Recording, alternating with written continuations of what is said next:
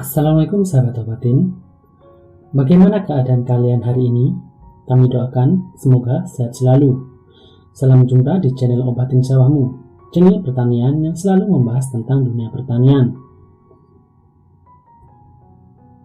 Sebagian besar petani beranggapan bahwa nutrisi tanaman sudah tercukupi setelah dilakukan penaburan pupuk.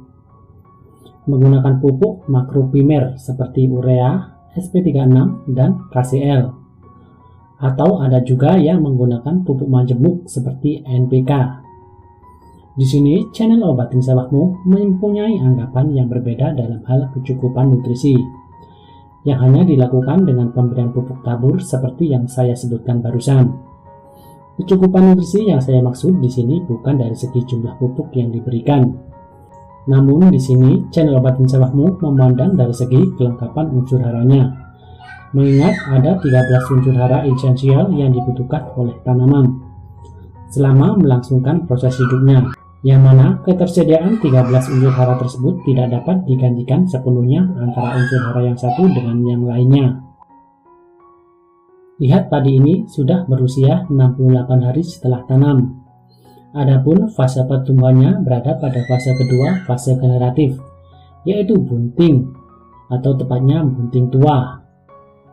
Bahkan ada 1-2 yang sudah mengeluarkan malai.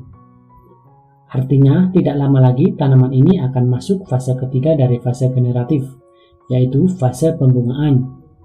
Yang mana fase pembungaan tersebut adalah masa kritis kedua setelah sebelumnya melewati masa kritis yang pertama, yaitu pada saat masa primordia.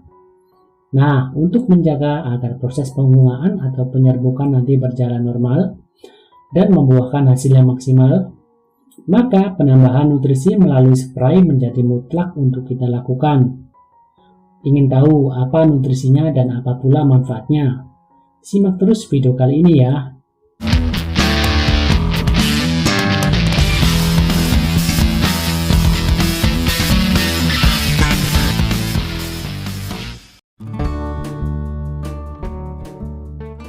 Pada penyepraian sebelumnya, kita sudah memberikan nutrisi dengan kandungan fosfat dan kalium, serta tambahan YPT asam gibrelat pada usia 65 hari kemarin.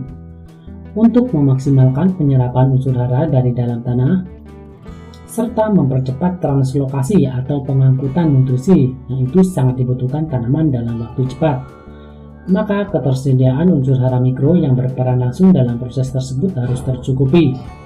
Unsur hara tersebut adalah magnesium dan boron. Selain itu ada satu lagi unsur hara yang perlu kita tambahkan, yaitu kalsium, di mana kalsium ini bertugas mengatur pH agar diperoleh pH yang ideal. Karena dengan pH yang ideal, maka semua unsur hara yang ada akan bekerja dengan baik dan sempurna. Selain itu, kalsium juga sebagai penyusun dinding sel tanaman, memperkuat dan memperkokoh batang, mencegah kerontokan bunga dan buah. Manfaat berikutnya adalah untuk meningkatkan daya tahan tanaman dari serangan penyakit.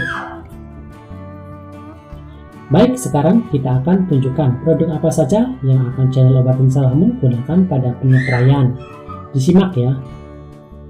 Yang pertama, untuk mencukupi kebutuhan unsur hara kalsium, kita pakai ini sahabat obatin, kalsium super Java Gross dengan kandungan kalsium 55,98%.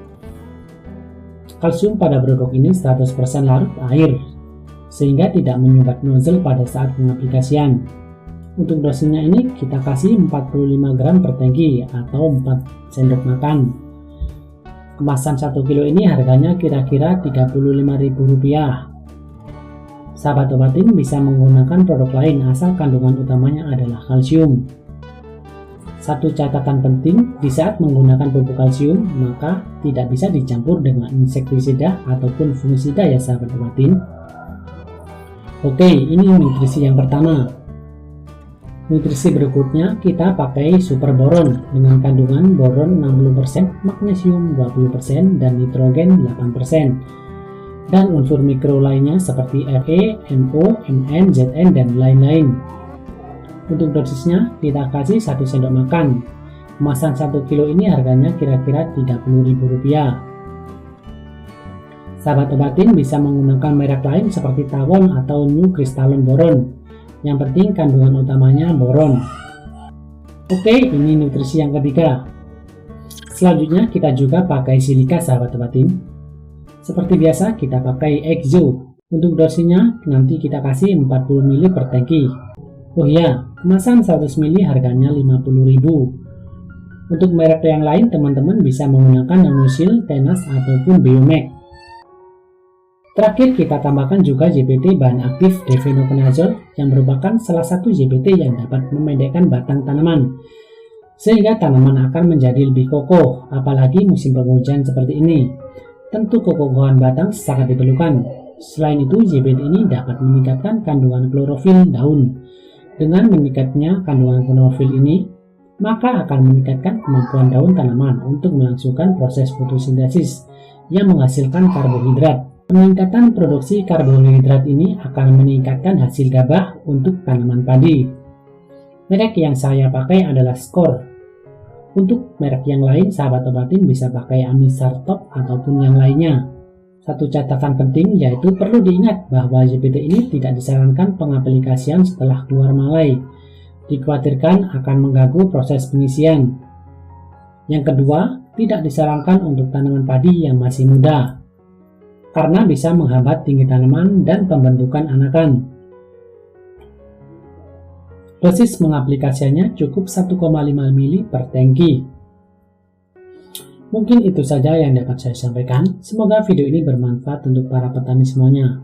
Dan insya Allah kedepannya saya akan terus memberikan informasi yang menarik lagi di dunia pertanian, khususnya tanaman padi. Jika video ini bermanfaat, silakan sahabat obatin klik tombol subscribe, like, dan nyalakan tombol loncengnya, agar saya lebih bersemangat lagi dalam memberikan informasi yang menarik seputar dunia pertanian, khususnya tanaman padi. Sekian dulu video dari saya.